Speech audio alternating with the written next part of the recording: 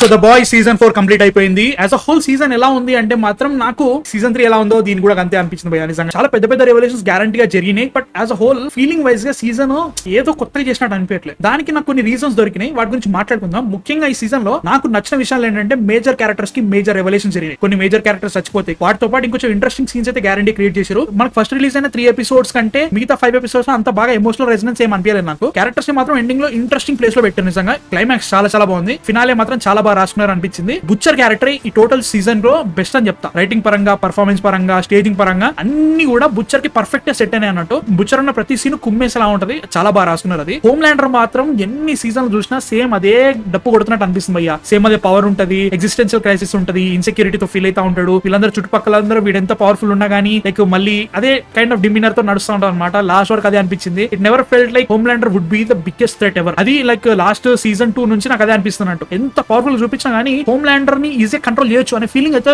వచ్చేస్తుంది అనమాట. ఈ సీజన్ నాకు అదే అనిపించింది. ఎస్పెషల్లీ ఫినాలే ఎండింగ్ లో వాళ్ళు ఇచ్చిన రెవల్యూషన్ కి నాకు అదే అనిపించింది. ఏంట్రా ఇడు ప్రతిసారి పెద్ద పోటుగాళ్ళ లెక్క బిల్డప్ ఇస్తారు, తర్వాత లాస్ట్ చూసిన తర్వాత ఇడు మళ్ళీ ఇంకెవరి చేతిలో పప్పెట్ అయిపోతాడని కైండ్ ఆఫ్ వేలో చూపిస్తా ఉంటారు. అది మాత్రం నాకు అరే ఇంటర్బాబు కొంచెం డిఫరెంట్ చేయండి అనే ఫీలింగ్ వచ్చింది. అండ్ ఇది ఈ particular show total narrative sense లో నడుస్తా అనమాట. అంటే ఫార్ రైట్, ఫార్ లెఫ్ట్ ఇట్లాంటి కైండ్ ఆఫ్ నారేటివ్ సెన్స్ లో నడుస్తా ఉంటది. LGBTQ+ అని, ఇక్కడ star lighters versus super hero. General గా అమెరికాలో ఎలాంటి పెద్ద పెంట జరుగుతుందో ఈ షోలో కూడా చాలా ఎవిడెంట్ గా చూపించారు. అది స్టార్టింగ్ లో చాలా బాగా అనిపించింది, కానీ వెళ్తుండే కొద్ది బోర్ కొట్టింది భయ్యా. నిజంగా నాకైతే మాత్రం సరే నాకు అర్థమైంది. కాకపోతే మూవ్ ఆన్ మ్యాన్, ఇంకా లైక్ ఎన్ని రోజులు అవే చూపిస్తారు, కొంచెం డిఫరెంట్ చూపెట్టొచ్చు కదా అనే ఫీలింగ్ వచ్చింది అన్నట్టు. ముఖ్యంగా ఈసారి కూడా క్యారెక్టర్స్ కి వాళ్ళకంటూ సపరేట్ సప్లాట్స్ ఉన్నా గానీ అవి అంత బాగా ఇంట్రెస్టింగ్ అయితే అనిపించలేదు. ముఖ్యంగా ఫ్రెంచ్ క్యారెక్టర్ కి చాలా చేసినట్టు అనిపించింది. కాకపోతే లాస్ట్ కి ఎండింగ్ వచ్చిన తర్వాత అది పెద్దగా ఏదో వర్కౌట్ అయినట్టు కూడా ఏం అనిపించలేదు. మళ్ళీ సేమ్ క్యారెక్టర్ ట్రేట్స్ వచ్చేసినట్టు ఫీలింగ్ వచ్చినట్టు. కిమికో కూడా అసలు ఏమీ చేయలేదు. మదర్స్ మిల్క్ కూడా ఏదో ఒక రకమైన రెవల్యూషన్స్ క్రియేట్ చేసినట్టు అనిపించింది. మళ్ళీ హీ కేమ్ బ్యాక్. అట్లాంటి కైండ్ ఆఫ్ ఇష్యూస్ ఉన్నాయి అనమాట. ముఖ్యంగా స్టార్ లైట్ అయితే మాత్రం వెరీ వెరీ బ్యాడ్లీ రిటర్న్. అసలు ఆమెకి నిజంగానే సూపర్ హీరోనా, ఈ స్టోరీలో నిజంగా అంత స్ట్రాంగ్ క్యారెక్టర్ అన్నట్టు ఏమి రాలేదు. జస్ట్ ఉంది కదా వాడాలి కదా అన్నట్టు వాడిరు అంతే. క్లైమాక్స్ లో ఒకటి వాడిరు, అది మాత్రం ఇంట్రెస్టింగ్ అనిపించింది. But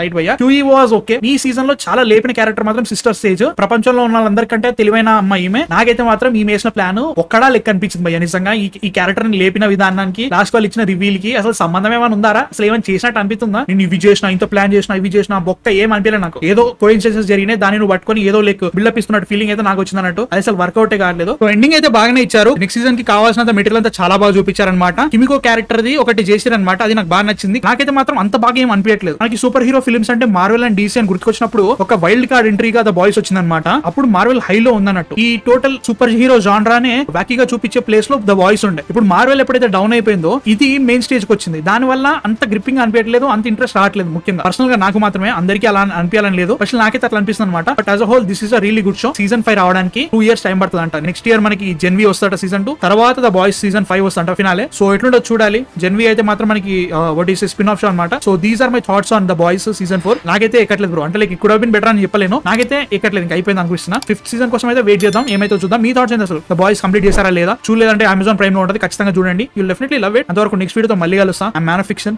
signing off.